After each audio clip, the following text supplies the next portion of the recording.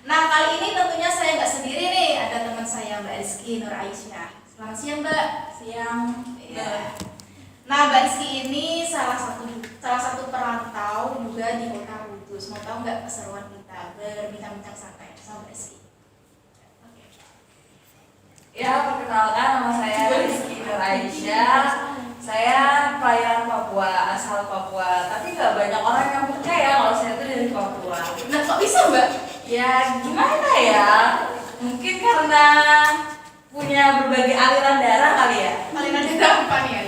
Ya, orang tua, bapak saya asli kelahiran Papua, tapi orang tuanya nggak kelahiran Papua.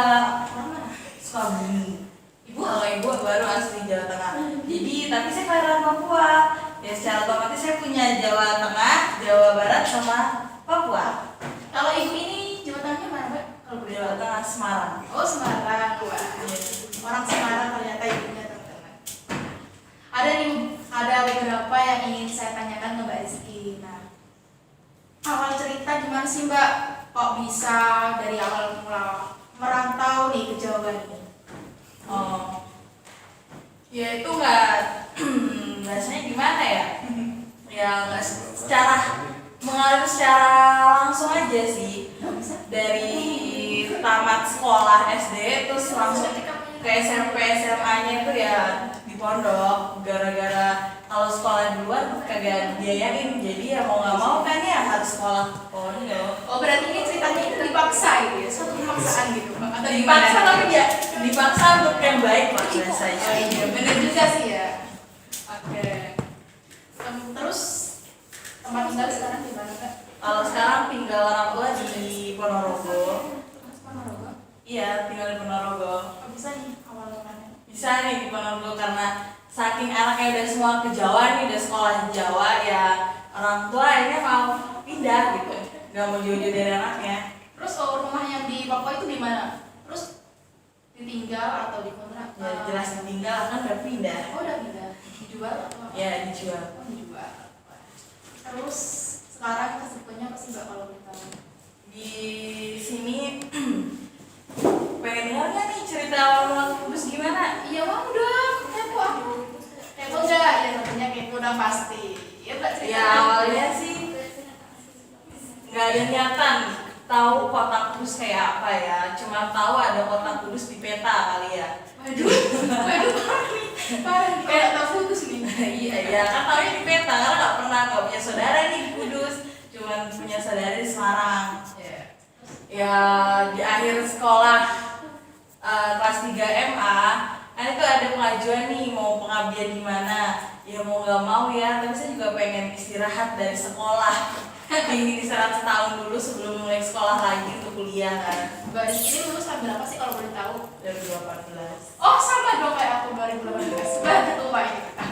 Lanjut Mbak kalau boleh tahu. Oh enggak. Ya lanjut. Terus habis itu dari itu karena bingung mau kemana, tujuannya nggak ada juga, ya udahlah ikut temen yang mengalir. Maksudnya gimana? Ya maksudnya ajakan teman diikutin. Ini kan sebuah ajakan ke Kudus ini. Nggak ada di titik kelulusan itu kan nggak ada anak-anak akan ke Kudus. Pokoknya setelah lulus saya mau perginya ke Jogja. Ke Jogja nanti itu kuliah di sana atau? Iya jelas aku kuliah di sana. Kok bisa ke Kudus nih? Kok bisa ke Kudus nih? Akhirnya Kenapa bisa?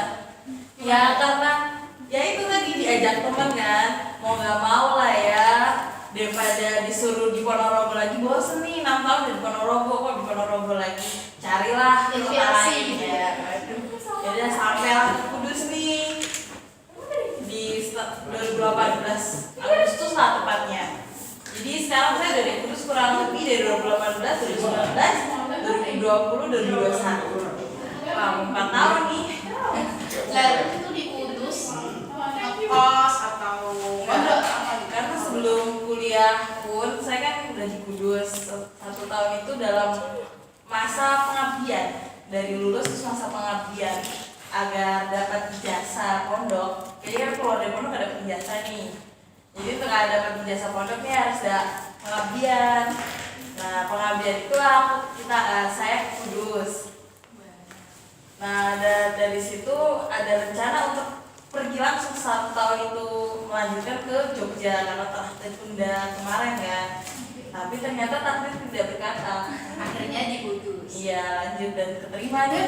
Sini aja gituannya Kudus. Diputus itu kuliah atau cuma mengajar saja di pondok? Maksudnya pondok aja? Enggak, kuliah sambil pengabdian lah dari saya di pondok. Kalau boleh tahu kuliah di mana, Mbak? Di IAIN Kudus. Seperti apa nih kalau boleh tahu? Di KPI, Komunikasi Penyiaran Islam. Wah, keren nih pastinya Mbak Rizky nih. Kan itu kan di KPI ya, sama juga kayak di Ilkom kayak gitu sih kalau di KPI. Nah, Mbak Rizky ini minatnya di bidang apa? Kalau boleh tahu nih. Minat sih nggak terlalu dalam, cuma saya suka banyak bertemu dengan orang. Ya, mungkin berkomunikasi dengan banyak orang itu lebih membawa apa ya bahasanya? Ya kemajuan ya untuk diri sendiri. Inspirasi dari banyak orang gitu. Keren nih Mbak Rizky. Dan sama mbaknya juga keren kok. Waduh, makasih ya Allah. Baru ini ada yang bilang aku keren loh. Oke. Sekarang ini kan tinggal di pondok. Tadi Mbak Rizky bilang kalau Mbak Rizky itu mengabdi gitu ya. Iya, Itu kayak gimana sih Mbak? ngabdi ini jadinya lebih mengajar, iya mengajar. Saya mengajar di pondok di Tanjung Karang, Kalau boleh tahu nama ponpesnya ini apa? Pondok Nur. Pondok Nur. Terus mengajarnya ini dari anak kelas berapa gitu, umur berapa gitu boleh tahu. Karena Pondok Nur ini mau mengambil basic homeschooling, Kayak gimana tuh Mbak? ya intinya karena Pondok ini mengambil sistem homeschooling, apa dan santrinya tuh nggak masuk secara apa bahasanya teratur gitu. Oh, teratur ya. Maksudnya ada kelas 1 ya mau masuk 1 SD, 1 SMP, 1 SMP, 1 SMA. Enggak. Siapapun yang datang akan kami terima. Oh, gitu. Ya. Umur berapa aja tuh Mbak? Oh, paling kecil umur 3 tahun dan paling besar umur 13 atau 14 tahunan. Jadi masih dari TK balita lah, umur balita sampai dengan sekolah SMP. Wah, aku jadi kepo nih teman-teman. Kan biasanya kalau anak-anak umur segitu itu tentunya masih kayak nakal-nakalnya ya, pasti ini ya Mbak. Nah, ada nggak keluh kesahnya saat mengajar mereka gitu?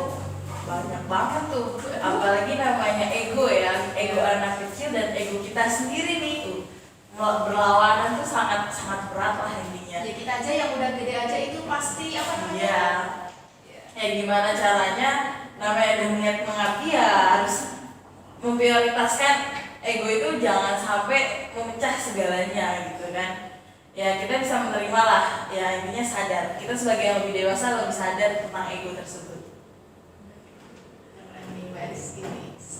Selain seorang mahasiswi, ternyata dia juga seorang guru pesantren di pondok pesantren apa namanya? Nun. Wah, sangat keren sekali teman-teman. Terus kalau cerita pertama nih, kan di pondok. Tapi kan Mbak Rizky bilang ya di awal tadi nih, kalau ke pondok itu kalau nggak apa namanya, kalau nggak mondok nggak di sekolahkan gitu, nggak dilanjutkan. Ya itu ya kecil tuh. Ya namanya anak SD ya umur 12 lah. Banyak juga pernah umur 12 kan? Iya pernah. Masa langsung gede kan juga nggak mungkin ya tentunya ya. Di umur segitu dengan perlawanan teman yang lingkungannya mengajar sekolah di luar bukan di pondok. Jadi teman-teman saya tuh nggak ada yang di pondok kecuali saya. Ya kan saya nggak terima dong teman sekolah saya masih di luar bersama-sama main. Maksudnya satu sekolah bareng. Kok saya di pondok sendiri gitu nggak ada yang ikut lah saya. Iya benar. Ya mau nggak mau lah. Saya penolakan waktu itu nggak mau. Ya udah biarin aja gitu. Gak sekolah juga nggak apa-apa. Jadi saya pikir masa saya umur 12 tahun saya harus dinikahinnya malas banget lah. Iya benar juga sih ya Mbak. Apalagi umur segitu tuh waktunya kita main-main mencari jati diri Iya. kita kayak gitu ya Mbak. Masih nakal-nakalnya nih sama kalau gitu sama Ya, saya. jadi ya mau nggak mau ya orang tuh udah ngomong kamu kalau nggak ke pondok ya udah bapak nggak akan biayain kamu sekolah. Madep nggak itu? Kalau aku sendiri juga kaget lah Mbak. Apalagi kan kita pasti nih kalau kita udah lulus sekolah nih ingin kemana gitu. Tapi ternyata ternyata pilihan orang tua sama kita itu berbeda, jauh beda. Makanya itulah kadang kita susah ya Iya. menentukan pilihan sendiri. Iya benar. Tapi kadang pilihan orang tua itu terbaik buat anaknya. Iya sih, sekarang sih tinggal ambil hikmahnya dari perjalanan itu. Banyak yang dipelajari. Wah, keren nih. Ternyata Mbak Rizky ini selain apa tadi? Selain Kuliah. juga mondok. Ternyata di sana juga sebagai guru ngajar anak-anak. Wah, keren banget. Kalau dong ceritakan Mbak pengalaman jadi anak perantau itu gimana, kalau kesannya itu kayak gimana? Wah, kalau ngomong keluh kesah mah banyak ya, tapi ya untuk dibilang anak rantau kan selalu mulainya tuh udah kebayang akan jadi anak rantau gitu ya. Awalnya ya jadi anak rumahan aja, main sama teman-teman di rumah, masih ada orang tua, ternyata takdir nggak gitu gitu ya. Malah jangan jadi anak rantau gitu, karena satu kepaksaan yang mendisiplinkan ya bahasanya. Ya keluh kesahnya sih macam-macam. Intinya kalau lagi galau, bukan galau karena cowok ya, tiba-tiba kalau jadi anak rantau itu ada satu keheningan di dalam jiwanya. Kangen rumah, kangen gak teman rumah kan udah ada di sini maksudnya gitu kan. Maksudnya teman lama Iya. gitu, awalnya yang dari dulu bareng, main bareng waktu kecil, tiba-tiba kita harus besar. Iya, seperti juga bisa sih Mbak. Cuman lebih ke ini, ya kapannya ngerasain ke rumah lagi, Main lagi. Nah, aku kan juga kebetulan nih, aku juga anak rantau nih Mbak. Nah, boleh kasih tahu dong tips buat anak rantau, entah buat saya atau buat semuanya gitu. Iya Mbak, lebih ke pengalaman yang jadi anak rantau. Aduh, aku baru pertama kali ini loh Mbak. Oh, ya tipsnya sih satu ya, bersosialisasi sih.